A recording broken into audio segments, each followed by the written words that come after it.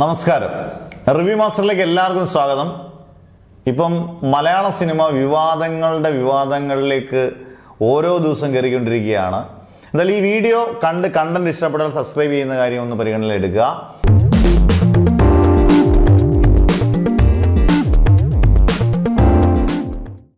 നൂറ് കോടി ക്ലബ്ബ്, ഈ ക്ലബ്ബ് തുടങ്ങിയത് പല സിനിമകൾ തുടങ്ങി വെച്ച ക്ലബിൻ്റെ പരിഷ്കാരം ഇപ്പം വലിയ വിവാദങ്ങളാണ്. സുരേഷ് കുമാറും ലിസിൻ സ്റ്റീഫനും ആന്റണി പെരുമ്പാവൂരും എല്ലാവരും പറയുന്നു മലയാള സിനിമയിൽ സത്യം പറഞ്ഞാൽ ഇപ്പം വിവാദങ്ങൾ ഇങ്ങനെ വന്നുകൊണ്ടിരിക്കുകയാണ്.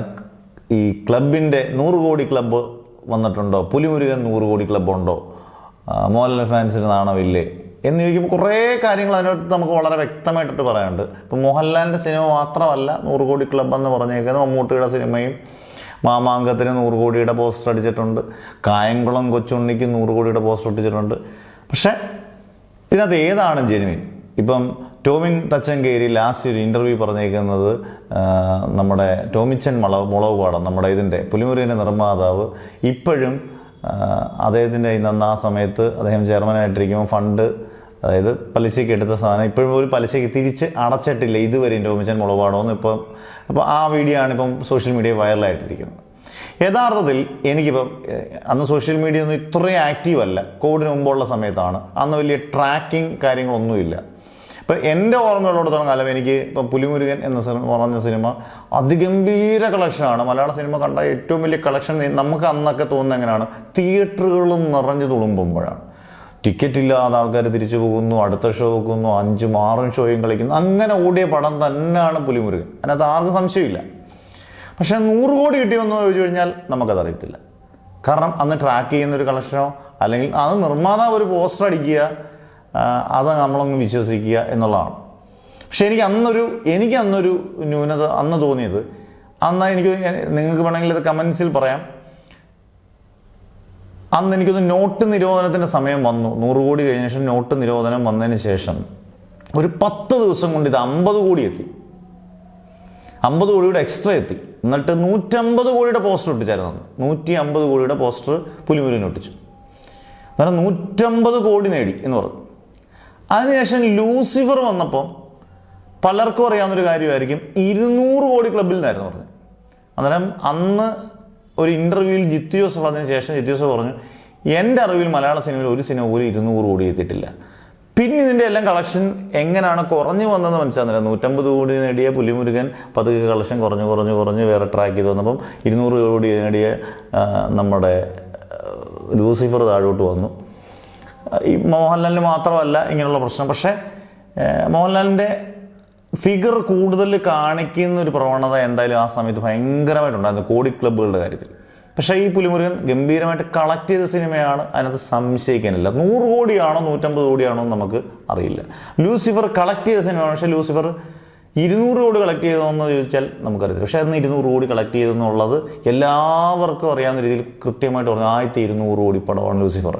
പിന്നെ മഞ്ഞുവൽ ബോയ്സ് പറഞ്ഞപ്പോൾ മഞ്ഞുവൽ ബോയ്സായി. അതിനുശേഷം കുഞ്ഞാലി മരക്കാറിൻ്റെ റിലീസ് ചെയ്യുന്ന ദിവസം അന്നത്തെ എല്ലാ പത്രമാധ്യമങ്ങളുടെ ഫ്രണ്ട് പേജിൽ റിലീസ് ചെയ്യുന്നതിന് മുമ്പേ പ്രീ റിലീസായിട്ട് തന്നെ 100 കോടി നേടിയ ആദ്യ മലയാള ചിത്രം എന്നും കൊടുത്തു. സത്യം പറഞ്ഞാൽ ഈ കോടിക്ക് വിലയില്ല എന്ന് പറയുന്നൊരു സംഭവമാണ്. എനിക്ക് അതിന് തിരിച്ചും ഉണ്ട്. മമ്മൂട്ടിയുടെ വേണുകുന്നപ്പള്ളി സംവിധാനം നിർമ്മിച്ച മാമാങ്കം 100 കോടിയുടെ പോസ്റ്റർ ഒട്ടിച്ചു. 100 കോടിയുടെ പോസ്റ്റർ ഒട്ടിച്ചപ്പം ഇപ്പം നമ്മളതിനകത്ത് ഗൂഗിളിനകത്ത് സെർച്ച് ചെയ്യുകയാണെങ്കിൽ 100 കോടിയില്ല. കായംകുളം കൊച്ചുണ്ടി, നിവിൻ പോളിയുടെ, എനിക്ക് തോന്നുന്നു റോഷൻ ക്രൂസിൻ്റെ വളരെ മോശം ചിത്രങ്ങളിലൊന്നായിട്ട് കായംകുളം കൊച്ചുണ്ടിയായിട്ട് എനിക്ക് തോന്നിയിട്ടുണ്ട്. വലിയ ആളൊന്നും ഇല്ല, തിരക്കൊഴിഞ്ഞതാണ് ഞാനും കണ്ട സിനിമ. അത് റിലീസ് ചെയ്ത് 2-3 ദിവസത്തിനുള്ളിൽ. പക്ഷേ ആ സിനിമയിൽ 100 കോടി എത്തിയെന്ന് പറഞ്ഞാൽ ആരും വിശ്വസിക്കത്തില്ല. പക്ഷേ ഇപ്പം കോവിഡിന് ശേഷം കൃത്യമായിട്ടും ബുക്ക് മൈ ഷോയും കാര്യങ്ങളും ഒക്കെ ഉള്ളതുകൊണ്ട് കൃത്യമായിട്ട് ട്രാക്ക് ചെയ്യുന്നുണ്ട് സിനിമയുടെ കളക്ഷൻ. കള്ളത്തരങ്ങൾ പറയാൻ പറ്റത്തില്ല. കൊച്ചു പിള്ളേർ പോലും കൃത്യമായിട്ട് ട്രാക്ക് ചെയ്ത് കളക്ഷൻ പറയുന്നുണ്ട്. അതെ, യഥാർത്ഥത്തിൽ ഇത് ശരിയാണോ? ഇത് എവിടെ നിന്നാണ് തുടങ്ങിയത്? നിങ്ങൾക്ക് തന്നെ കമൻസ് ചെയ്യാം. എവിടെ നിന്നാണ് തുടങ്ങിയത്? മോഹൻലാൽ ചിത്രങ്ങളിലാണോ? ഇത് നിഷ്പക്ഷമായിട്ട് മമ്മൂട്ടി ചിത്രങ്ങളിലാണോ? അപ്പോൾ മമ്മൂട്ടി ചിത്രങ്ങളുടെ മോഹൻലാൽ ഫാൻസുകാർ പറയുന്നത് മമ്മൂട്ടി ചിത്രങ്ങളുടെ എല്ലാം 50 ദിവസം 100 ദിവസം 71 ദിവസം എന്നുള്ള കേക്ക് മുറിക്കുന്നുണ്ട്. എന്തായാലും വിവാദങ്ങൾ കെട്ടടങ്ങുന്നില്ല, അതിനകത്ത് സംശയമില്ല.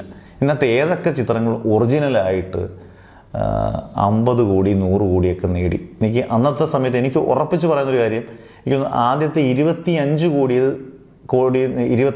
കോടി നേടിയതും പ്രമുഖ സെൻറ്ററുകളിലല്ല, എറണാകുളം, കോഴിക്കോട്, തിരുവനന്തപുരങ്ങളിലെല്ലാം 1 കോടി കളക്ഷൻ കിട്ടിയ ചിത്രം ആദ്യം രാജമാണിക്കുമായിരുന്നു.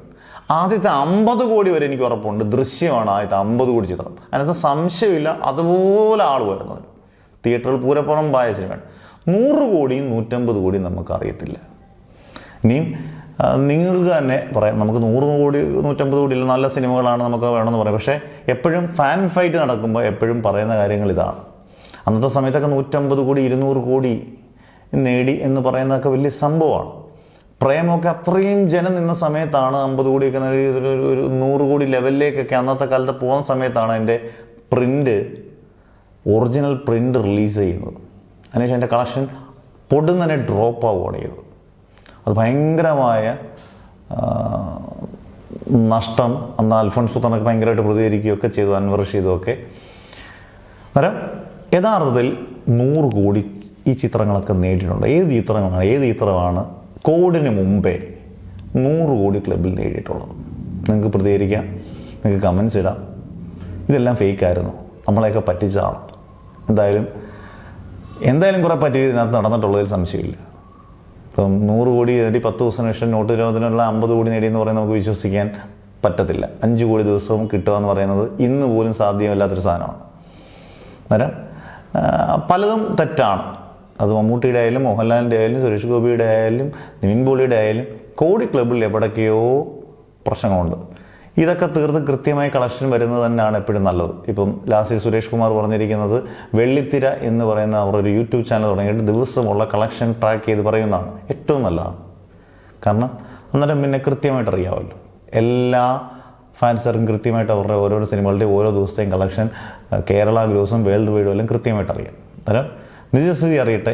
അതിന് മുമ്പേ നമ്മൾ ചുമ്മാതെ പ്രതികരിക്കുന്നതല്ല. ഇപ്പം ഇതൊക്കെ എൻ്റെ അറിവുള്ളൂ. ഈ സമകാലീന ഇതിൽ സോഷ്യൽ മീഡിയയിൽ ഇല്ലാത്ത സമയത്ത് പോലും പുലിമുരുകനും മാമാങ്കവും കായങ്ങളും കൊച്ചുണ്ണിയൊക്കെ കണ്ടവർക്കറിയാം. ആ പോസ്റ്ററുകളൊക്കെ അവരുടെ മനസ്സിൽ എന്തായാലും ഉറപ്പായിട്ടും കാണും. അതിൽ നിങ്ങൾക്ക് കമൻസ് ഇടാം. ഈ പ്രവണത നല്ലതാണോ? കോടി ക്ലബ്ബാണോ നമുക്ക് വേണ്ടത്? യഥാർത്ഥത്തിൽ ഇതൊക്കെ വ്യാജമാണോ? ആദ്യത്തെ കോടി ക്ലബ്ബ് 100 കോടി ക്ലബ്ബ് ഏത് ചിത്രമാണ്? പിന്നെ ഞാൻ പറഞ്ഞതിൽ കുറച്ച് മിസ്റ്റേക്കുകളുണ്ടെങ്കിൽ നിങ്ങൾക്ക് അതും തിരുത്താം. അതുപോലെ തന്നെ നല്ല സിനിമയ്ക്ക് വേണ്ടിയാണ് നമ്മൾ വെയിറ്റ് ചെയ്യുന്നതെങ്കിൽ നല്ല സിനിമകളാണ് വേണ്ടത്, അല്ലാതെ നമുക്ക് കോടികളാണോ വേണ്ടത് എന്നൊക്കെയുള്ള ചർച്ചകളാകാം, ഡിസ്കഷനാകാം. എന്തായാലും നിങ്ങളുടെ കമൻസ് എന്തായാലും പറയുക.